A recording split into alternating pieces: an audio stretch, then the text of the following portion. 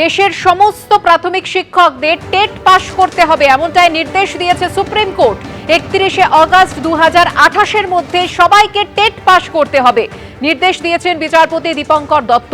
TET pass করার সময়সীমা 1 বছর বাড়ানো হলো। কথা বলবো আমাদের প্রতিনিধি সৌভিক মজুমদারের সঙ্গে। সৌভিক, বিস্তারিত জানাও।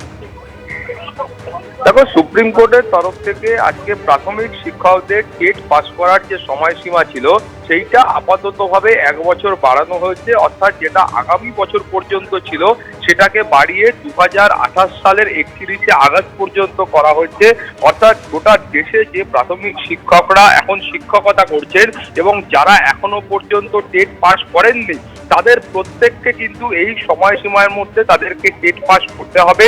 তুমি জানো যে এর আগে সুপ্রিম কোর্টের তরফ থেকে একাধিক শর্ত বেঁধে দেওয়া হয়েছিল এবং সেখানে খুব স্পষ্ট করে বলে দেওয়া হয়েছিল যে যে সমস্ত শিক্ষকদের চাকরির মেয়াদ আর 5 বছরের কম রয়েছে তাদের ক্ষেত্রে এই টেট দেওয়া বাধ্যতামূলক নয় এবং তাদের টেট পাস করাটা বাধ্যতামূলক নয়, কিন্তু তারা যদি পদোন্নতি বা প্রমোশন চান সেক্ষেত্রে তাদেরকে টেট পাস করতে হবে। সেই নির্দেশও সুপ্রিম কোর্টের তরফ থেকে দেওয়া হয়েছিল এবং তার পাশাপাশি এটাও বলা হয়েছিল যে 5 বছরের বেশি চাকরি রয়েছে এমন শিক্ষকরা যারা টেটে অংশগ্রহণ করতে চান না তারা কিন্তু চাইলে স্বেচ্ছায় অবসর নিতে পারেন এবং সেই অবসর নিলে তিনি অবসরকালীন যা সুযোগ সুবিধা রয়েছে সেই সুযোগ সুবিধাও তিনি পাবেন।